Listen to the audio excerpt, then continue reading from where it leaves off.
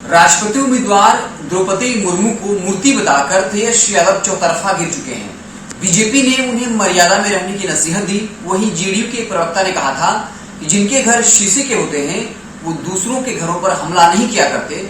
और अब जेडीयू कोटे से मंत्री अशोक चौधरी ने तेजस्वी यादव पर बड़ा हमला किया और कहा कि रबड़ स्टाम्प बताने वाले जो नेता तेजस्वी यादव है उनकी मानसिकता जो है वो अब खुलकर सामने आ गई है। तेजस्वी यादव महिला विरोधी है और ये भी कहा कि जिस तरीके से आदिवासी समाज की महिला को राष्ट्रपति का उम्मीदवार बनाया गया है इसके लिए एनडीए का समर्थन करना चाहिए।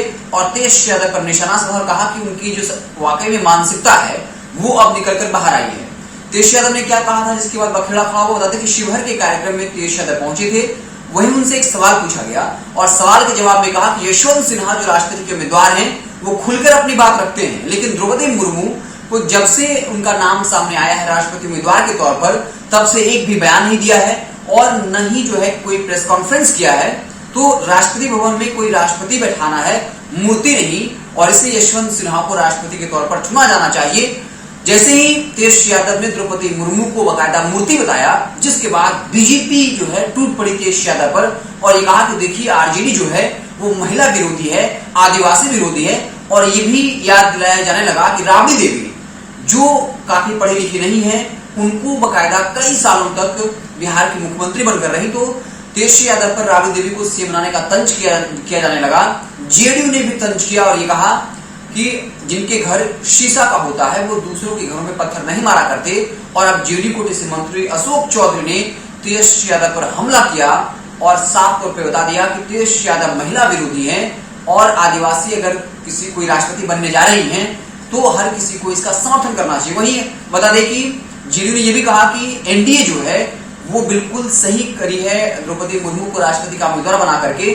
डॉक्टर राम मनोहर लोहिया का जो सपना था उसको एनडीए पूरा कर रही है।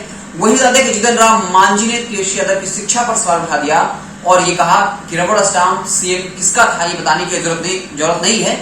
यानी राबड़ी देवी पर सीधे तौर पर जितन राम मांझी ने हमला किया, तेजस्वी यादव की अज्ञानता पर सवाल किया। तो कुल मिलाकर कहे तो एनडीए जो है वो बिल्कुल एकजुट है राष्ट्रपति उम्मीदवार को लेकर के। लेकिन तेजस्वी यादव ने जैसे ही द्रौपदी मुर्मू को मूर्ति बताया उसके बाद सियासी तौर पर कोहराम मच गया और एक के बाद एक जितने भी पॉलिटिकल पार्टीज हैं, यहाँ तक कि जेडीयू और हम पार्टी भी जो है तेजस्वी यादव पर हमलावर हो गई है, वो हमले कर रही है।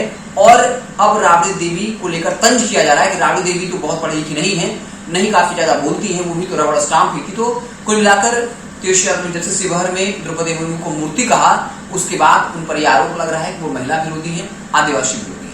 अब देखने वाली बात होगी कि आरजेडी जो है तेजस्वी यादव से किस तरीके से डिफेंड करते हैं, ये देखने वाली बात होगी। आप देखते रहें NBC 24। हम आपको बिहार की तमाम छोटी बड़ी खबरों से लगातार अपडेट करते रहेंगे। बहुत बहुत